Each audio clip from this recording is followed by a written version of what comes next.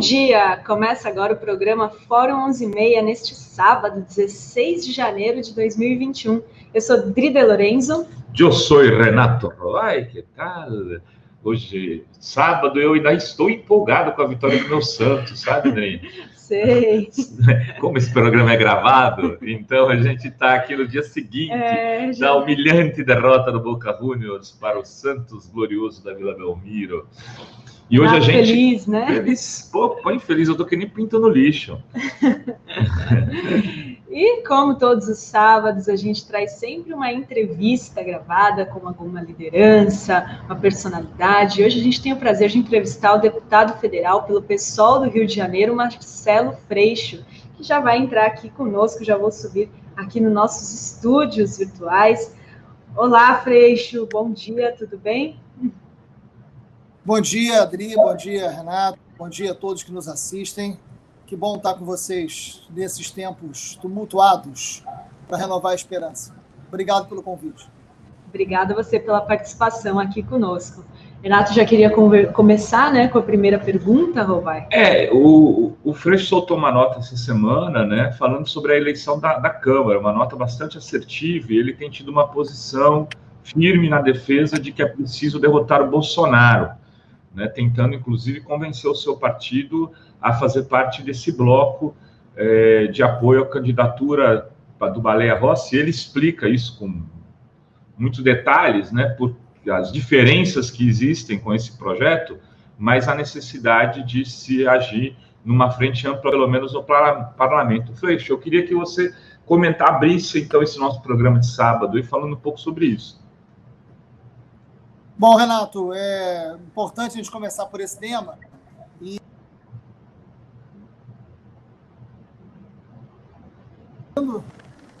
Oi, tá me ouvindo? Agora sim, deu uma falhada, mas agora voltou. Bom, eu tenho sempre problema com essa plataforma, mas vamos lá, vamos tentar. Essa entrevista nossa está sendo passada no sábado. Essa minha nota, ela é de quarta para quinta, né, da semana. E certamente esse nossa conversa está indo ao ar já com a decisão do partido, né, tomada na executiva do partido na sexta-feira, e tudo indica que essa decisão seja de candidatura própria, contrária à minha opinião, né? A bancada está dividida pela metade, o PSOL tem 10 deputados federais, nós temos 5 deputados favoráveis à entrada do partido no bloco democrático para derrotar o candidato do Bolsonaro, e 5 favoráveis à candidatura própria para que se vote no bloco democrático no segundo turno, né? Esse é um debate que eu faço de maneira muito respeitosa dentro do partido, eu entendo os argumentos, mas o que eu argumento, né, e nesse momento em minoria dentro do PSOL, eu argumento que nós não vivemos uma situação de normalidade. Nós não vivemos uma alternância de poder dentro do campo democrático com disputa de projetos de poder. O que a gente vive é uma ameaça à democracia concreta. Se alguém tinha alguma dúvida, eu acho que essa dúvida foi sanada pela competência do autoritarismo do Bolsonaro, ele não deixa dúvida. Primeiro que o próprio Bolsonaro diz que o candidato dele é o Arthur Lira. Então, acho que não fica nenhuma dúvida, né, de quem que o Bolsonaro quer que vença. Ele diz que é o Arthur Lira. E ele diz que o candidato dele vai organizar a pauta até 2022 e que isso será fundamental para a sua reeleição. Então, o que está em jogo não é só uma agenda do Congresso. O que está em jogo é o futuro da democracia do Brasil. Talvez seja, sem dúvida alguma, a eleição mais importante dos últimos tempos do Congresso Nacional, desde a Constituição, porque a gente tem uma ruptura democrática evidente no país, não só pela questão da pandemia, não só pela questão da economia, onde nós temos enormes divergências com Baleia Rossi, isso não precisa ser dito aqui, por isso que a ideia de um campo amplo, democrático, para deter o fascismo, isso não é novo na história, né? Ter uma aliança ampla, democrática, para deter o fascismo, não começou agora no Brasil. Então, a gente precisa entender. Isso não elimina as diferenças programáticas, principalmente no campo econômico, com boa parte dos partidos e pessoas que estão nesse campo. Agora, do outro lado, tem alguém dizendo que vai voltar com o excludente da ilicitude, alguém dizendo que vai mudar a estrutura das polícias para fazer com que essas polícias, esse projeto é gravíssimo, né, sejam vinculadas à União, né, e possam ser uma força armada de um poder tirânico e autoritário. Né? Então, Bolsonaro já disse que o que vai acontecer aqui em 22 será pior do que aconteceu no Congresso americano após a derrota de Trump na Geórgia. Então, e ele anuncia isso e constrói os mecanismos para fazer com que seja pior. Né? Ele não é. Primeiro, a única manifestação de Bolsonaro sobre o absurdo, né, do advento do Congresso norte-americano foi dizer que aqui seria pior. Foi dizer que aqui seria pior. E ele, ao mesmo tempo, organiza a sua base para organizar esse pior, né, para viabilizar esse pior. Então, o que está em jogo é não permitir que essas coisas aconteçam. Por isso que eu acho que, nesse sentido, o PSOL erra ao não estar junto com toda a esquerda organizando uma derrota ao Bolsonaro. É claro que não seria uma ampla vitória da nossa agenda, do país que a gente quer, até porque a gente perdeu a eleição, é bom lembrar. Mas a gente tem condições de reduzir danos e a gente tem condições de se organizar desde agora para não permitir a reeleição do Bolsonaro, que não pode ser descartada. Um dos grandes erros históricos da esquerda foi achar que o Bolsonaro não iria ganhar a eleição. Todos nós, em algum momento, mais cedo ou mais tarde, erramos nisso. Não podemos cometer o erro de achar que ele não pode se reeleger. Isso a gente não tem o direito. Né? Então a gente tem que se organizar para isso, daí o meu posicionamento. Freixo, só para entender, são 5-5 no PSOL, e por que no 5-5 a tese da Frente Ampla é derrotada? Porque a decisão foi para a executiva do partido. O problema é que eu estou falando com você numa quinta e a reunião da executiva é na sexta, e a gente está passando o programa no sábado. Então eu estou com esse... Eu entendi, mas para entender só os mecanismos. Empata, se empatar, vai para a executiva e a executiva tem o voto de Minerva, é isso? Eu não ouvi você, mas é isso. Empata, está empatado, 5-5, e aí a bancada, então, não consegue decidir, ninguém está disposto a nenhum dos lados a mudar a sua opinião. O debate foi feito, foi aprofundado, não é verdade que a gente não debateu. Agora, a decisão vai para a executiva, e na executiva há uma maioria ampla querendo candidatura própria, provavelmente o nome da Erundina, para disputar, para lançar uma candidatura, para no segundo turno apoiar a candidatura, tudo indica, do Baleia. O meu receio é que isso, aí pensando de forma tática, porque é tático, né? Absolutamente tático, e o tático não é secundário, né? Nunca foi. Mas o meu receio é que, ao anunciar que tem candidatura própria que não está no campo democrático, isso de alguma maneira fragilize a campanha do Baleia e que de alguma maneira favoreça a do Arthur. Não está descartado, ninguém pode dizer que essa eleição será decidida no segundo turno. É possível que sim, mas é possível que seja decidido no primeiro. É possível que se antecipe o segundo para o primeiro. E, nesse sentido, uma atitude de não compor o bloco, ela pode fragilizar e favorecer uma vitória do candidato do Bolsonaro, o que seria uma temeridade. Freixo, você é uma pessoa que conhece bastante as milícias, conhece bastante a estrutura da polícia. Você não está me ouvindo, é isso? Oi. Não consegui ouvir o que você falou. Eu disse que você conhece muito a estrutura de milícias e da polícia, né? Você é um especialista no tema. E aí você coloca agora aqui assim, que o Bolsonaro está construindo uma polícia para ser um poder autoritário e que possa ser utilizado, talvez, em momentos decisivos do debate democrático, inclusive como 2022, né? Que ele está se preparando para isso. Você acha que ele se prepara para ganhar se reeleger em 2022 e aí sim exercer um mandato de força a partir de 2022 para tentar se perpetuar no poder? Eu acho que é mais dialético isso, Renato. Eu acho que já está em curso. Se você olhar direitinho, eu não tenho a menor dúvida que ele reeleito, a nossa ruptura democrática é muito mais profunda do que foi até agora. Até porque ele vai estar legitimado. Né? Você imagina alguém que a Human Rights está dizendo o que diz durante a semana em relação à pandemia, reeleito. Né? É ele legitimado em relação a tudo que ele fez. Não há dúvida, todos os governos autoritários que se reelegeram foram mais autoritários depois. Isso é uma regra, não será diferente aqui. Né? O problema é que isso está em curso. Se você olhar o pacote anticrime, que a gente conseguiu derrotá-lo no primeiro ano do seu governo, tinham ali inúmeros elementos absolutamente autoritários. A política que ele tem de liberação de armas e de liberação de munições, armando uma sociedade, só para você ter uma ideia, né, o número de munições compradas pela sociedade civil é maior do que a de todas as polícias juntas. Ou seja, a sociedade vem se armando mais do que o Estado. Isso é uma quebra do monopólio do uso da força do Estado. Isso é muito grave, enquanto uma estrutura básica de democracia. O monopólio da força não é um detalhe, é a razão de ser do Estado, inclusive. Né? Se você quebra isso, você faz com que a sociedade possa ter mais força armada, possa ter mais poder bélico do que o Estado, né? Você imagina o que não pode acontecer. Eu acho que está em curso esse processo de reforço autoritário do Bolsonaro e de fechamento do sistema. O que a gente está vendo é exatamente isso. É um fechamento do sistema. E a área de segurança pública é decisiva. O perfil do Congresso hoje, a quantidade de deputados eleitos pelas forças militares é enorme no Brasil. Nunca foi tão grande. A esquerda, ao mesmo tempo, eu já falei isso aqui para vocês, inclusive, a esquerda, ao mesmo tempo, foi muito omissa no debate da segurança pública. A gente nunca conseguiu mexer de uma forma séria no artigo 144 da Constituição. A segurança pública não foi prioridade para o campo progressista, como foi a educação, como foi a saúde, como foi o direito à terra, né? Então, a gente hoje olha o tema da segurança pelas forças reacionárias e conservadoras do Brasil, que foi um ponto decisivo para a eleição do Bolsonaro. Então, o campo progressista precisa aprender a falar de segurança pública. E, nesse sentido, o projeto que começa a ser debatido no Congresso, que é um projeto de 2001, né?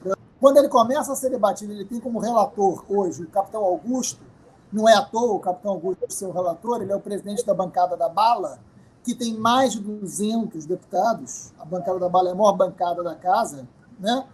Só para vocês terem uma ideia, são mulheres, a bancada das mulheres, a bancada da Bala tem mais de 200, só para vocês fazerem um paralelo, tá?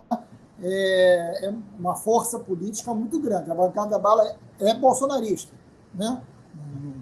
Não está dividido. E aí, o que esse projeto, muito resumidamente, porque esse é um debate longo, tem que ser um programa inteiro só sobre isso, mas o que esse projeto diz? Primeiro, ele tira o poder dos governadores sobre as polícias estaduais, né? Ele faz com que o comandante da polícia militar de cada estado, a lista tríplice, escolhida pela corporação. O que isso quer dizer? Quer dizer que o governador perde poder sobre a polícia.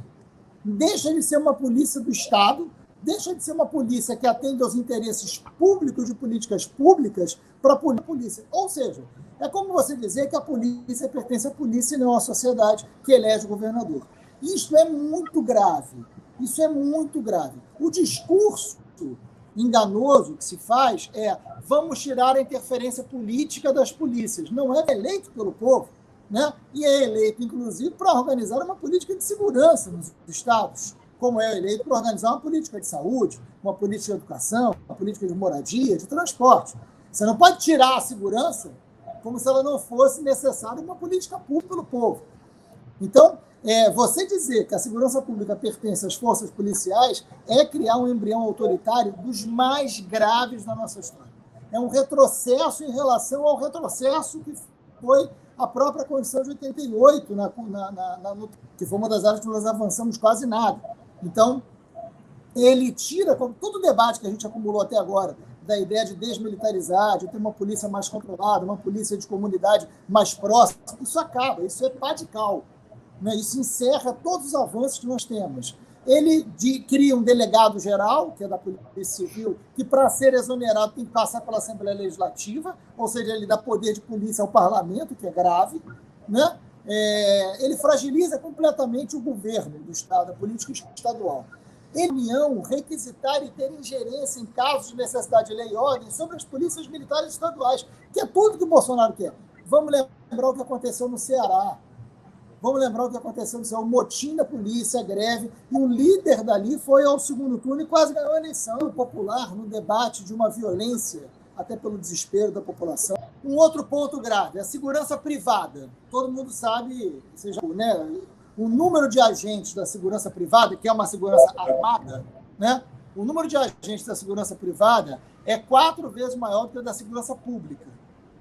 Quem faz o controle hoje da segurança privada, que faz um mau controle, é a polícia. O projeto de lei está dizendo que quem vai fazer o controle da polícia privada são as polícias estaduais. No lugar de você aprimorar a Polícia Federal para que ela tenha mais ingerência, mais recurso, mais condição de fiscalizar a segurança privada, tira a federal e coloca nas polícias estaduais, que em boa parte são as donas das empresas privadas de segurança. Quem é dono de empresa privada de segurança? Agente da segurança pública. Então você vai botar a raposa para tomar conta do galinheiro, né? Você vai dizer que aquela de onde saem os donos, mesmo que secretamente, daquela iniciativa privada é que vai controlar. É dizer que a segurança privada não terá mais nenhum controle. Isso está nesse projeto também. Então, assim, os símbolos, a identidade das polícias estaduais será feita pela União.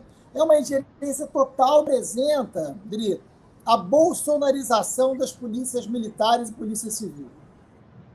É disso que a gente está falando. Então, este é um passo dado pela agenda Bolsonaro, fundamental para o fechamento do sistema em 22. E isso não é uma parte. Ele diz isso quando ele fala: aqui será muito pior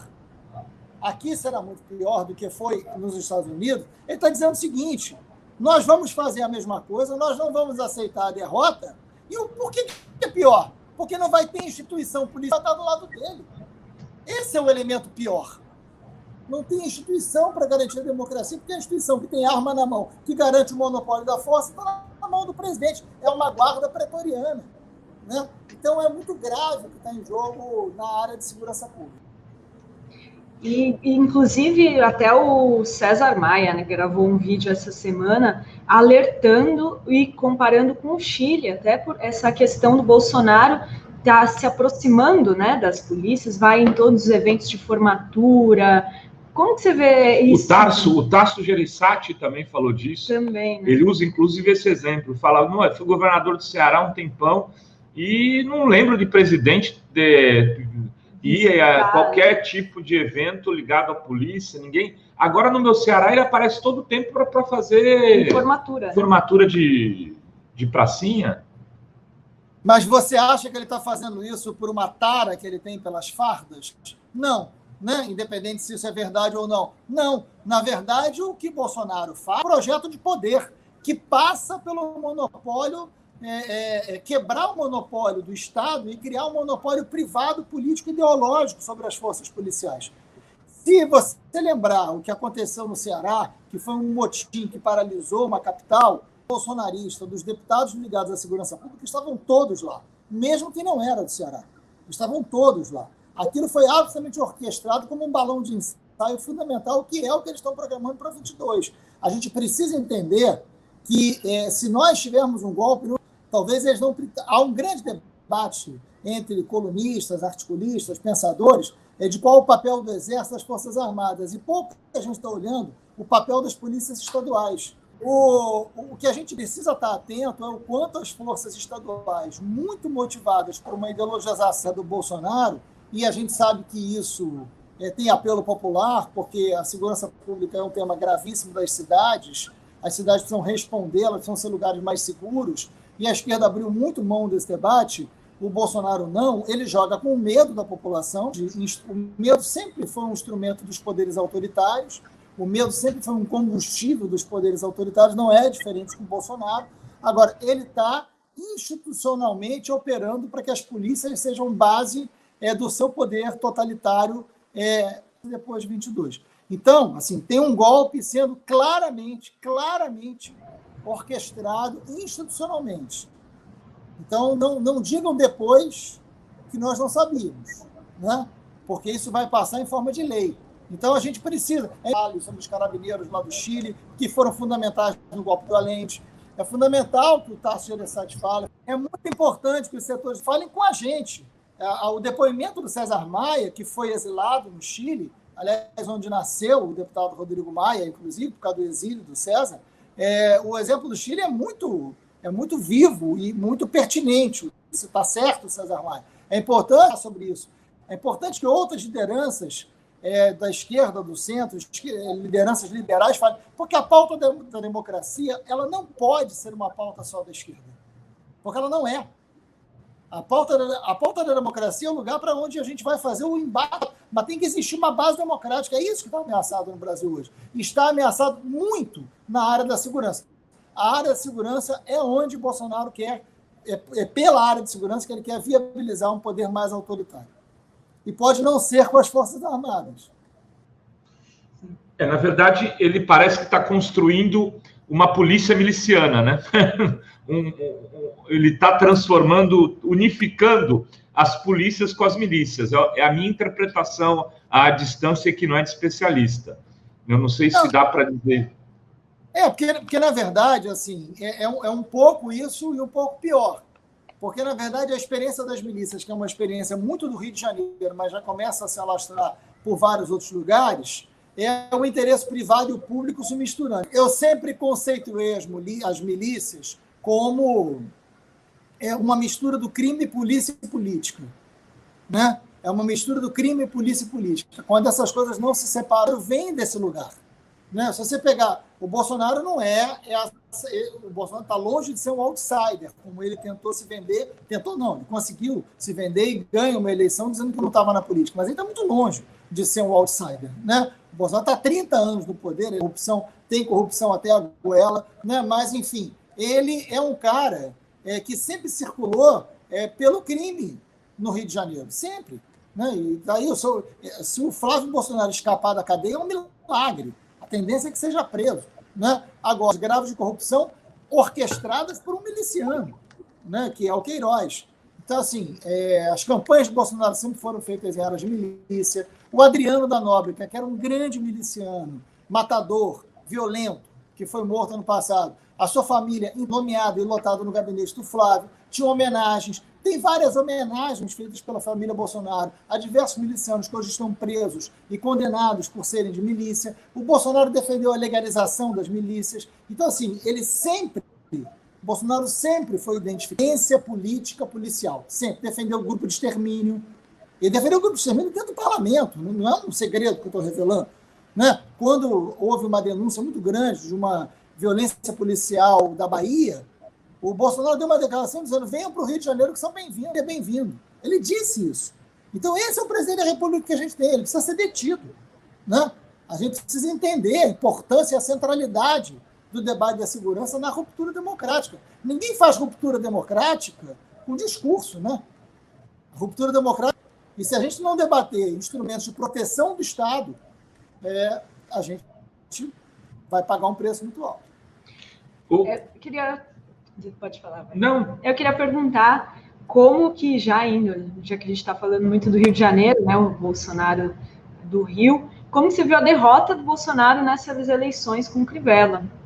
Então, a minha pergunta era essa, já estendo, né?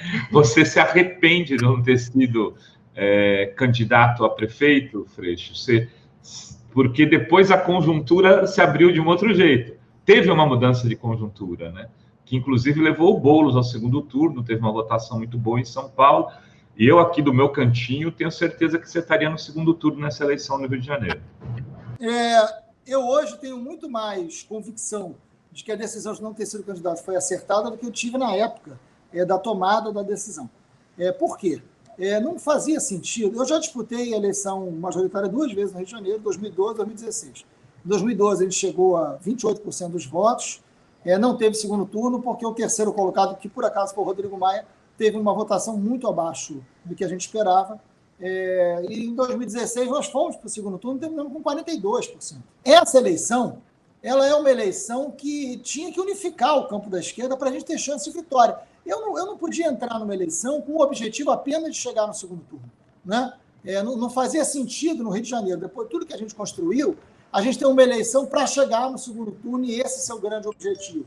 Né? Não poderia ser. Então, na verdade, a esquerda a gente não conseguiria unificar a esquerda.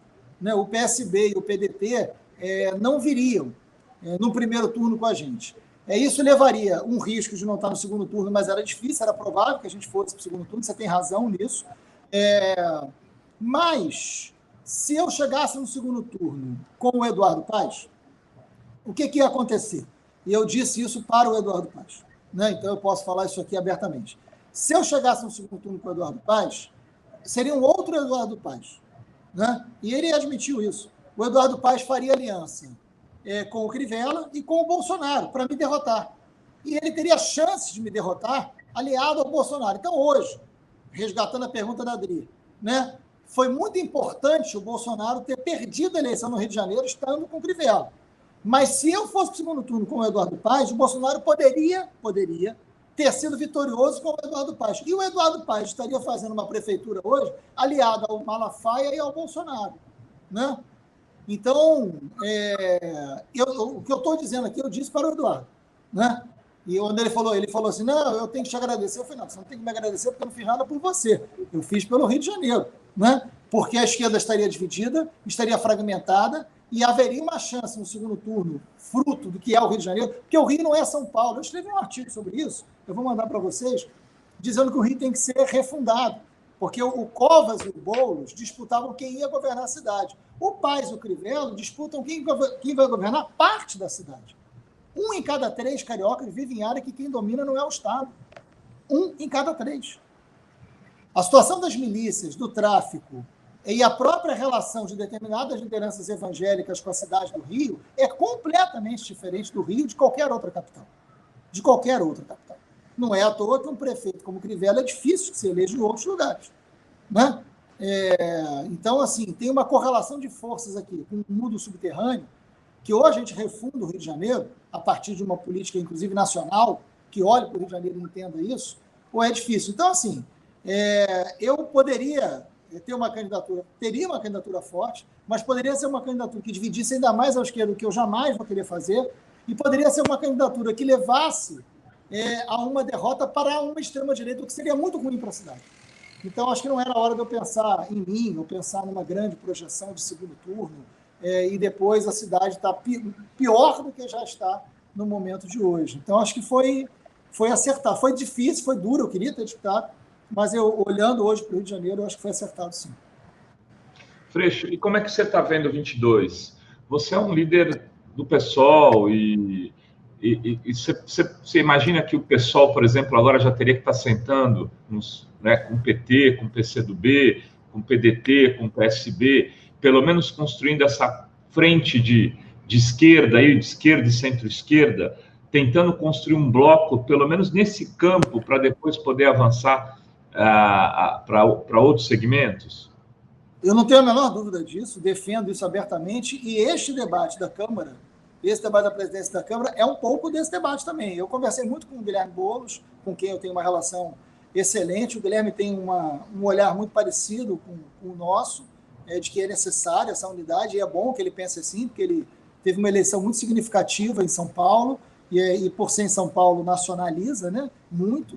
A vitória do Edmilson foi uma vitória que só se deu por conta desta unidade. É bom lembrar ao eleitor do PSOL que o Edmilson não teria vencido se não fosse com uma unidade ampla, né, do campo da esquerda. E Bolsonaro vai chegar... Bolsonaro, com todos os erros que cometeu, Renato, ele tem 30% dizendo que o governo dele é bom e ótimo. Isso é muito grave, gente. Isso é muito grave. Há um Brasil profundo que a gente está tendo dificuldade de entender. Não basta dizer que o Bolsonaro é um beócio, é um imbecil, é isso, aquilo. Mas e daí? Foi eleito e tem 30% depois de todas as barbaridades que cometeu com 200 mil mortos no Brasil, né? Então, e querendo organizar uma estrutura autoritária de poder para chegar em 22 e, se não ganhar no voto, ganhar na arma. É disso que a gente está falando. Então, não tem outra alternativa. A gente tem que estar... É uma pena que a gente não tenha entendido isso na eleição da Câmara, mas tem que sentar com todas as dificuldades que existem entre o PDT e o PT, por exemplo. Eu acho que o PSOL pode cumprir um papel de mediador, de tentar, espero que faça isso, um diálogo das forças. Eu tenho muito diálogo com o PT, e tenho muito diálogo com o Ciro também, né? Então, já veio mais de uma vez na minha casa, a gente dialoga muito, conversa muito com o Lupe, que é meu vizinho aqui no Rio de Janeiro. Agora, é fundamental que os partidos não olhem para os seus quintais, porque tem um furacão acontecendo na nossa frente que pode fazer com que todos nós sejamos derrotados. Se a gente não tiver capacidade de bolar um programa do Brasil com todas as forças, nós vamos ficar disputando nomes. E aí podemos ser todos derrotados em 22. Agora, Freixo, olhando para 21 aí, né? Nós temos ainda um ano antes de 22.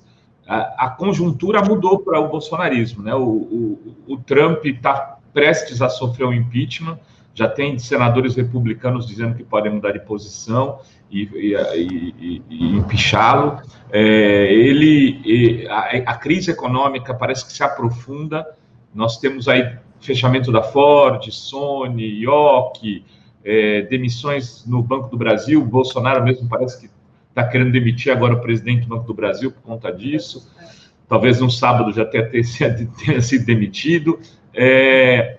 Como que você olha também esse cenário de 21? O que você está imaginando? E como que a esquerda deve se posicionar nele, né? Para não ficar só falando não. Eu olho com muito cuidado.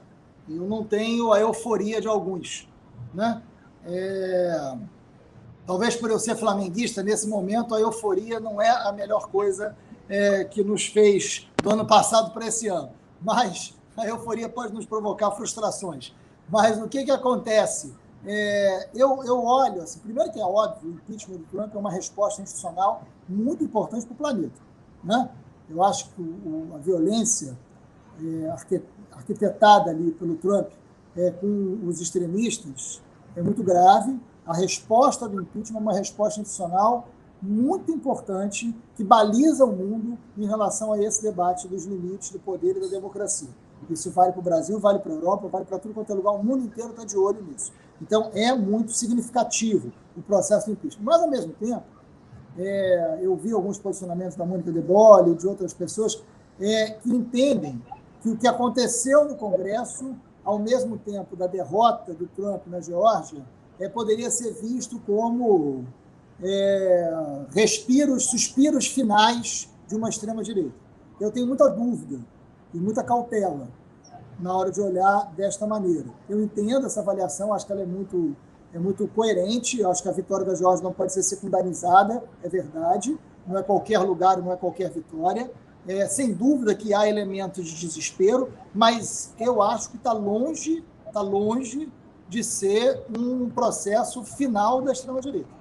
Eu acho que eles acumulam forças, eu acho que existe ainda um ar muito grande dentro do cilindro autoritário, né, da direita, da extrema-direita, e acho que aquilo é um sinal, talvez, não de fraqueza, mas de possibilidade de força duradoura durante alguns anos. O que não quer dizer que eles não possam ter derrotas, mas certamente a derrota do Bolsonaro em 22, que eu espero que a gente construa coletivamente com um programa, né, debatendo amplamente na sociedade e ganhando na política, não vai nos livrar do bolsonarismo. Então, assim, nós vamos conviver durante muito tempo com o bolsonarismo, mesmo depois do Bolsonaro. Agora, derrotar o Bolsonaro é uma etapa fundamental de fragilização do bolsonarismo. O impeachment do Trump é uma etapa fundamental da fragilização da extrema-direita mundial. Mas são etapas, não é o último capítulo, né? Quem leu Os Engenheiros do Caos, eu já falei sobre esse livro em vários lugares, é um livro brilhante, né? Que mostra ali como é que é essa engenharia. Ele tem um conceito muito interessante, não sei se você leu, Renato, Adri, não sei se vocês leram Engenheiros do Caos, está até aqui, por acaso, fazer propaganda, não estou ganhando nada não, tá vendo? Os Engenheiros do Caos. Legal. Esse livro é genial, tem um conceito que ele cria, que ele fala o seguinte: a extrema-direita é resultado de uma grande cólera com os algoritmos. Né? É a fusão de uma cólera com os algoritmos. É algo muito novo para a gente entender.